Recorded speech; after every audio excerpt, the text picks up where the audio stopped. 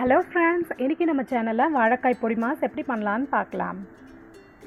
இப்போது வாழைக்காய் பொடி மாஸ் பண்ணுறதுக்கு நான் ஒரு பேனில் 3 ஸ்பூன் ஆயில் சேர்த்துருக்கேன். ஆயில் நல்லா சூடாகிடுச்சு. இப்போ இதில் 1 ஸ்பூன் கடுகு சேர்த்துக்கிறேன். அதோட ஒரு அரை டீஸ்பூன் உளுத்தம் பருப்பு, ஒரு அரை டீஸ்பூன் கடலைப்பருப்பு. இதெல்லாம் நல்லா பொரியட்டும்.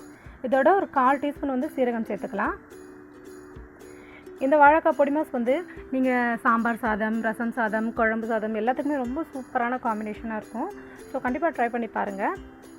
ரொம்ப குயிக்காக பண்ணிடலாம் இந்த ரெசிபி. இதில் ஒரு 4 காஞ்ச மிளகாய் கிள்ளி சேர்த்துக்கிறேன்.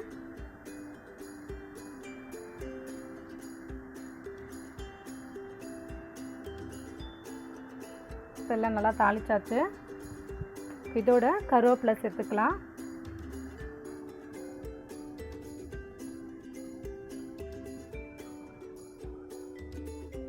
இப்போ ஒரு பெரிய சைஸ் ஆனியன் நல்ல பொடியாக கட் பண்ணி எடுத்து வச்சுருக்கேன். அந்த ஆனியனை சேர்த்துடலாம்.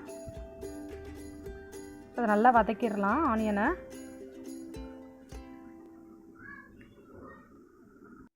இப்போ வெங்காயம் ஓரளவு வதங்கியிருக்கு. இப்போது இதுக்கு தேவையான அளவுக்கு சால் சேர்த்துப்போம். இப்போ அதோட மஞ்சத்தூள் ஒரு 2 பிஞ்சு இருக்குது, அதையும் சேர்த்துடுறேன். இப்போ எல்லாத்தையும் நல்லா மிக்ஸ் பண்ணி விட்டுக்கலாம். இதில் நான் பூண்டு சேர்த்துக்கிறேன். ஒரு 4 பல்லு பூண்டு நல்லா க்ரஷ் பண்ணி எடுத்து வச்சுருக்கேன். அந்த பூண்டையும் சேர்த்து நம்ம நல்லா வதக்கிக்கலாம்.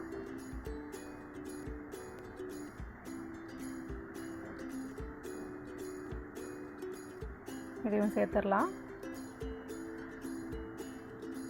நல்லா வதக்கி விட்டுருவோம் ஒரு வாட்டி.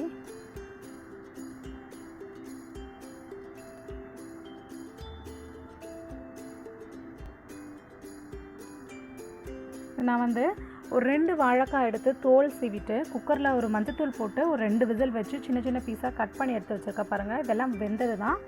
இப்போ இதை சேர்த்துப்போம்.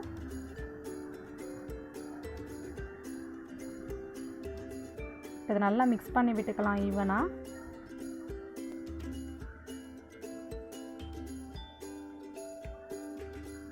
இப்போ ஈவனாக நல்லா மிக்ஸ் பண்ணி விட்டுட்டேன். இப்போ இதில் தேங்காய் ஒரு கைப்பிடி அளவுக்கு தேங்காய் எடுத்து மிக்சியில் நல்லா பவுடரை அரைச்சி வச்சுருக்கேன், அதை சேர்த்துக்கிறேன். இப்போ இதை ஒரு 5 to 6 மினிட்ஸ் லோ ஃப்ளேமில் வச்சு நல்லா மிக்ஸ் பண்ணி விட்டுட்டு ஃப்ளேம் ஆஃப் பண்ணி விட்டுடலாம்.